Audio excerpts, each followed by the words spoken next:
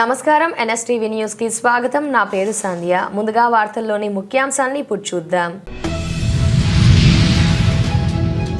ఆంధ్రప్రదేశ్ రాష్ట్ర మాజీ ముఖ్యమంత్రి వర్యులు శ్రీ వైఎస్ జగన్మోహన్ రెడ్డి ఆదేశాల మేరకు మెడికల్ కాలేజీ ప్రైవేటీకరణపై కోటి సంతకాల సేకరణ కార్యక్రమం ముగించుకొని కోటి సంతకాల సేకరణ పత్రాలను జెండా ఊపి డాక్టర్ బిఆర్ అంబేద్కర్ కోనసీమ జిల్లా నుండి తాడేపల్లి క్యాంపు కార్యాలయం వద్దకు పంపిన జిల్లా వైఎస్ఆర్ కాంగ్రెస్ పార్టీ అధ్యక్షులు చిర్ల జగ్గిరెడ్డి. ఈ కార్యక్రమంలో జిల్లా ముఖ్య నాయకులు, ప్రజాప్రతినిధులు, కార్యకర్తలు పాల్గొన్నారు.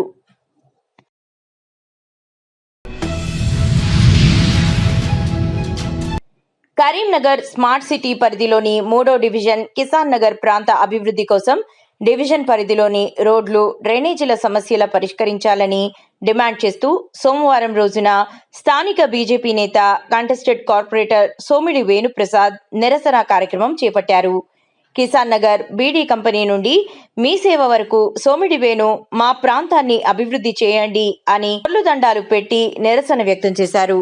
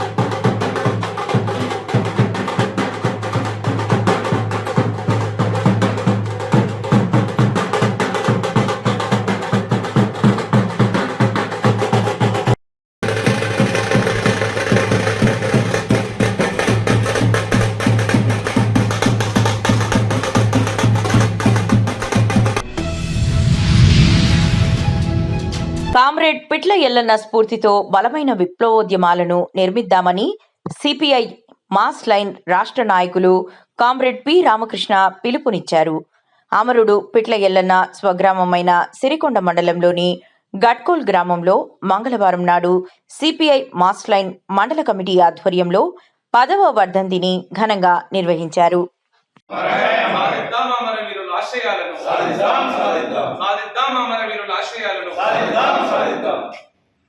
ప్రజల భాగస్వామ్యం లేకుండా విప్లవంలో సాధ్యం కాదని, ప్రజా సంఘాల్లో ప్రజలందరినీ మమేకం చేయకుండా, సార్వత్రికంగా ప్రజల్ని కదిలించకుండా ఎవరో కొంతమంది సాయుధులై హీరోల్లాగా చేస్తామంటే విప్లవం సాధ్యం కాదని ఆచరణలో అటు చైనా విప్లవం కానీ, రష్యా విప్లవం కానీ, ఫిలిప్పీన్స్ లో జరిగిన ఉద్యమం కానీ, లేదంటే క్యూబా విప్లవం లాంటి విప్లవాలు, చిరి విప్లవం లాంటి విప్లవాలు మనకు అనేక గుణపాఠాలు ఉన్నప్పటికీ కూడా విప్లవకారుల మధ్య ద్వేషాన్ని పెంచుకున్నటువంటి కొంతమంది గుండాలు, కొంతమంది టెర్రరిస్టు మోకలు కాబట్టి ఎల్లనని 1991 డిసెంబర్ 16న ఆ చూడలేక ఓర్వలేక మట్టు పెట్టినటువంటి, కాల్చి చంపినటువంటి స్థితిని ఇది ప్రజలందరూ, ప్రజాస్వామికవాదులు, విప్లవ మేధావులు, విప్లవం కోరుకునే సానుభూతి పరులందరూ కూడా ఖండిస్తున్నటువంటి విషయాన్ని మరోసారి స్పష్టం చేస్తూ, ఇప్పుడు ఆ కామ్రేడ్ ఎల్లన్న ఎప్పుడైతే 1990కి ముందే చెప్పినటువంటి విషయాన్ని విప్లవోద్యమంలో మావోయిస్టులుగా, పీపుల్స్ వార్ పార్టీగా ఇప్పుడిప్పుడు వాళ్ళ జ్ఞానోదయం అవుతున్నది. ఆ విప్లవోద్యమంలో ప్రజల్ని భాగస్వామ్యం చేయనటువంటి ఒక మాట రావటం, వాళ్ళు కూడా మాట్లాడుకోవటం, వాళ్ళు బయట చర్చించుకొని బయటికి రావటం అనేది స్వాగతించవలసిన విషయం.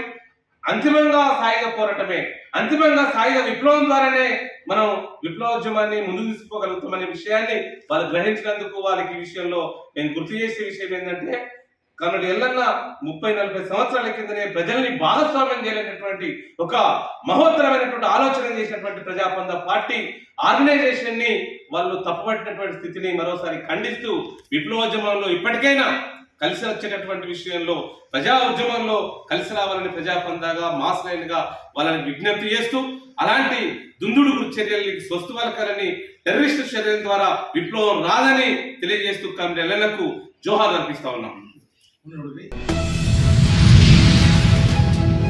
ఖమ్మం జిల్లా మధిర మండలం శ్రీరస్తు ఫంక్షన్ హాల్లో మధిర, బోనకల్లు, ఎర్రుపాలెం మండలాలలో నూతనంగా ఎన్నికైన సర్పంచ్లు, వార్డు సభ్యుల అభినందన సభకు హాజరైన డిప్యూటీ సీఎం మల్లు భట్టి విక్రమార్క. ఉప ముఖ్యమంత్రి, రాష్ట్ర ఆర్థిక ప్రణాళిక శాఖ మంత్రి గౌరవనీయులు పెద్దలు భట్టి విక్రమార్క గారు, పెద్దలు, ఈ కార్యక్రమం చేసినటువంటి కాంగ్రెస్ పార్టీ నాయకులు, కార్యకర్తలు అందరూ కూడా ఏపీ కాంగ్రెస్ పార్టీ పక్షాన సంపూర్ణ విశ్వాసం తెలియజేస్తూ కార్యక్రమం ముందు వచ్చినటువంటి సోదర కాంగ్రెస్ పార్టీ ఆత్మీయ కుటుంబ సభ్యులందరూ కూడా తెలుసుకొని నమస్కరిస్తూ సెలవు తీసుకుంటూ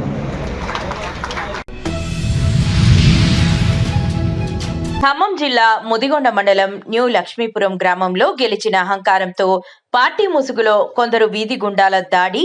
న్యూ లక్ష్మీపురం గ్రామంలో గెలిచిన బీఆర్ఎస్ పార్టీ అహంకారంతో కొందరు వీధి రౌడీలు అయినటువంటి పాల్వంచ రాజేష్, పాల్వంచ ధర్మనాయుడు, పెరుమళ్ల పుల్లయ్య, నానబాల కిరణ్, పాల్వంచ అనిల్, కొంచాల హరీష్, గండు గోపి, సన్ ఆఫ్ రాంబాబు, మందా వెంకటేష్ అనే వీధి గుండాలు కాంగ్రెస్ పార్టీ అభ్యర్థికి సపోర్టు చేసిన సయ్యద్, నాహెదా రిజ్వాన్, పఠాన్ సల్మాన్, రేష్మా కుటుంబాలపై రాళ్లతో మరియు మారణ ఆయుధాలతో దాడి చేసి ఇంట్లో ఆడవాళ్లపై హత్య ప్రయత్నం చేసి విచక్షణారహితంగా కొట్టి బైక్లతో మీదికి వచ్చి వారిని తొక్కించే ప్రయత్నం చేసి నోటికి వచ్చిన బూతు మాటలతో మాట్లాడారు. ఈ వీధి రౌడీలు చేసిన పనికి ఒక ఆడబిడ్డ స్పృహ తప్పి పడిపోయింది. రిజ్వాన్ విరిగింది. కుటుంబం మొత్తం బిక్కుబిక్కుమంటూ ప్రాణభయంతో వణికిపోయారు. ఇన్ని రోజులు ప్రశాంతంగా ఉన్న గ్రామం ఒక్కసారిగా ఈ వీధి గుండాలు చేసిన పనికి ఉలిక్కిపడింది.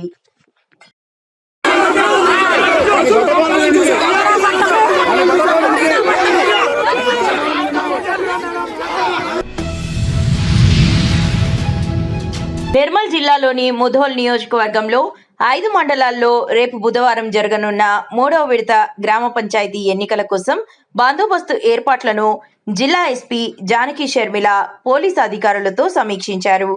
ఎన్నికల విధులు నిర్వహించే సిబ్బందికి పలు సూచనలు చేశారు. ఈ సందర్భంగా జిల్లా ఎస్పీ జానకి షర్మిల మాట్లాడుతూ బందోబస్తు సిబ్బంది గ్రామ ప్రజలతో సమన్వయంగా వ్యవహరించాలని, ఎలాంటి సంఘటనలు జరగకుండా చూడాలని, 3వ విడత ఎన్నికలు ప్రశాంతంగా జరుపుకుందామని తెలిపారు.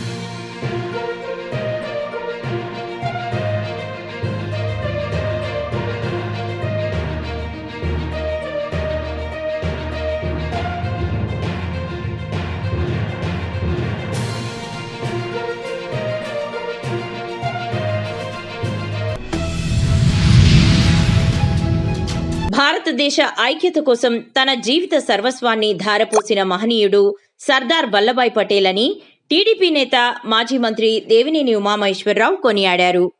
సర్దార్ వల్లభాయ్ పటేల్ కేవలం ఒక వ్యక్తి కాదు, ఆయన ఒక సిద్ధాంతమని అన్నారు. సర్దార్ వల్లభాయ్ పటేల్ వర్ధంతిని పురస్కరించుకొని గొల్లపూడి కార్యాలయంలో ఆయన చిత్రపటానికి పూలమాలలు వేసి నివాళులర్పించారు. తీసుకున్న నిర్ణయాలు చారిత్రాత్మకమైనగా భారత ఉప ప్రధానిగా, హోంమంత్రిగా ఆయన వేసిన ముద్ర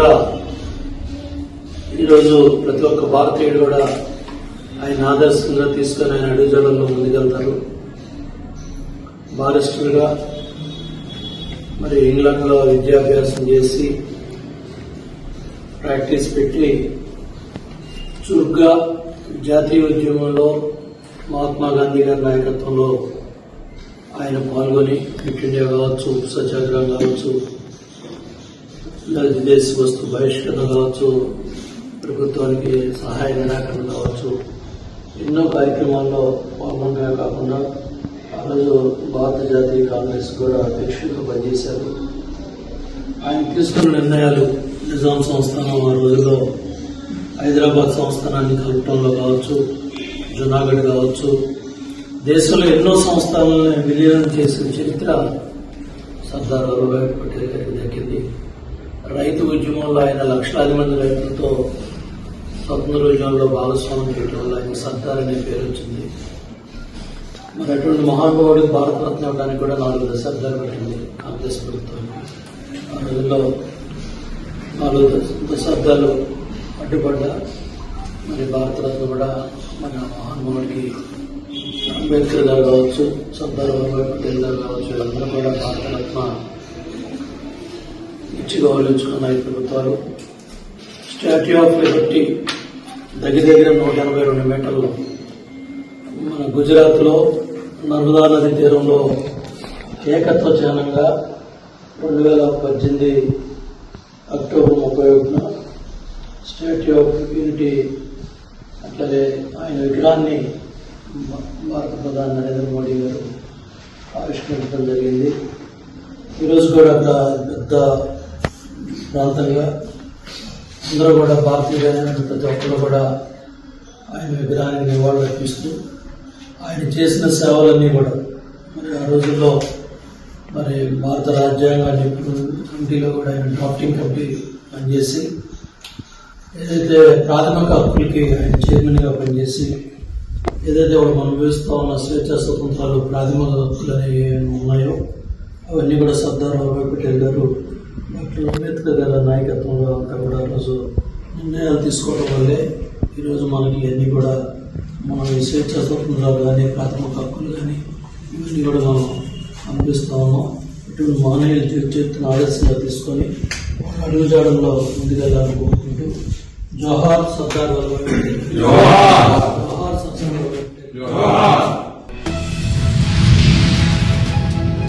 మంచిర్యాల జిల్లా జైపూర్ మండలంలోని షెట్పల్లి గ్రామంలో బీఆర్ఎస్ మద్దతుదారుడు శ్రీనివాస్ గౌడ్పై అదే గ్రామానికి చెందిన కాంగ్రెస్ పార్టీకి చెందిన శ్రీనివాస్, రాజాగౌడ్ అనే వ్యక్తులు మద్యం మత్తులో దాడి, ఇద్దరికి తీవ్ర గాయాలు.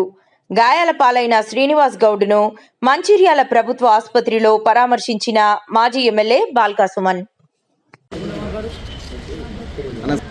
ఈరోజు చెన్నూరు అసెంబ్లీ నియోజకవర్గంలో జైపూర్ మండలంలోని షెట్పల్లి గ్రామ పంచాయతీ పరిధిలో పార్టీ నాయకుడు శ్రీనివాస్ గౌడ్పై షెట్పల్లి గ్రామ శాఖ కాంగ్రెస్ పార్టీ అధ్యక్షుడైనటువంటి శ్రీనివాస్ గౌడ్ అనేటువంటి వ్యక్తి ఇంకొక వ్యక్తితో కలిసి కత్తులతో దాడి చేయడం జరిగింది. సో ఆయనకి ఇక్కడ కొంచెం తప్పించుకునే ప్రయత్నంలో ఇక్కడ ఘాటు పడ్డది. కొంచెం ఆయన ఏమాత్రం ఏమరపాటు ఉన్నా, ఏమాత్రం అలర్ట్ లేకున్నా మెడ మీద పడుతుండే. ఇవాళ ఆయన ప్రాణానికే ప్రమాదం ఉండేటటువంటి పరిస్థితి ఉండే.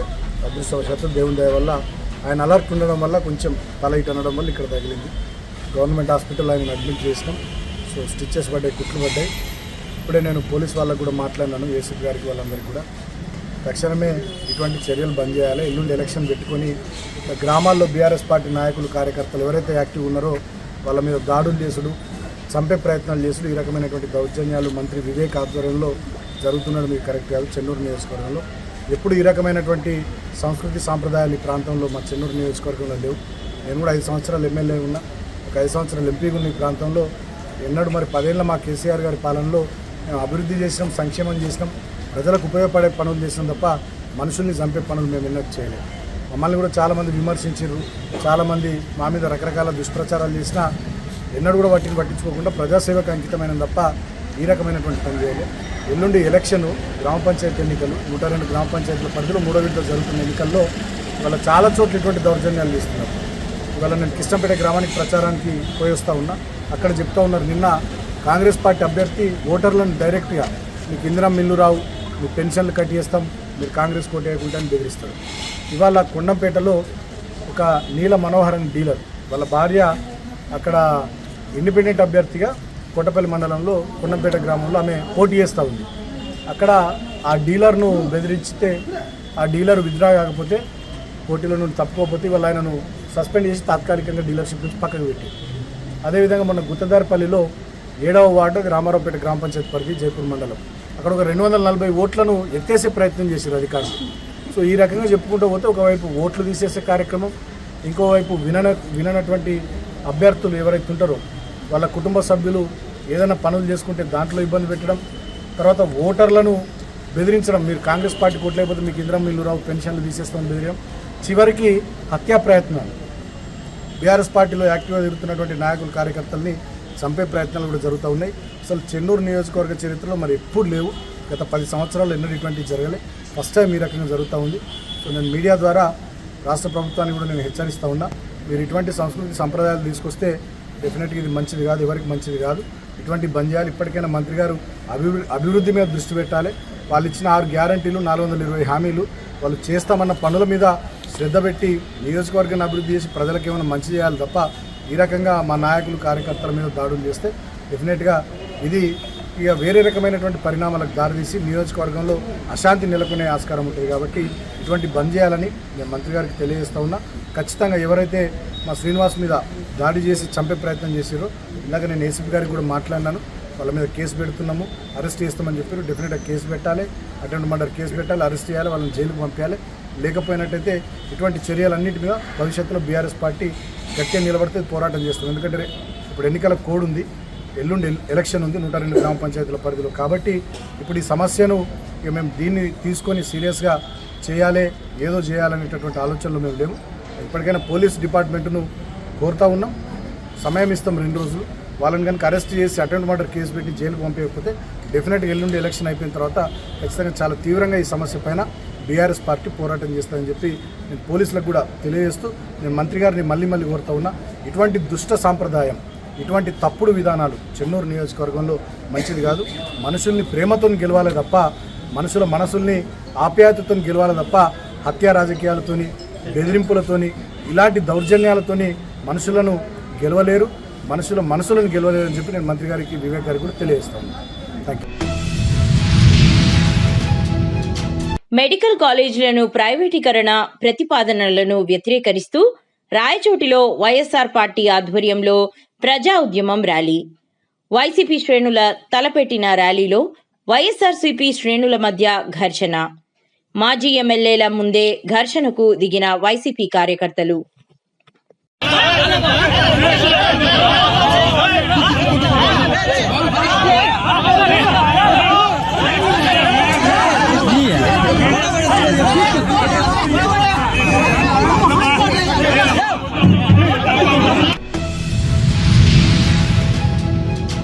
ప్రభుత్వం ప్రైవేటీకరణ చేయటం అందరికీ తెలిసిన విషయమే. అయితే మెడికల్ కళాశాలలను ప్రైవేటీకరణకు వ్యతిరేకంగా మన వైఎస్ఆర్ కాంగ్రెస్ పార్టీ జాతీయ అధ్యక్షులు శ్రీ వైఎస్ జగన్మోహన్ రెడ్డి గారు కోటి సంతకాల సేకరణ కార్యక్రమం చేపట్టడం జరిగింది.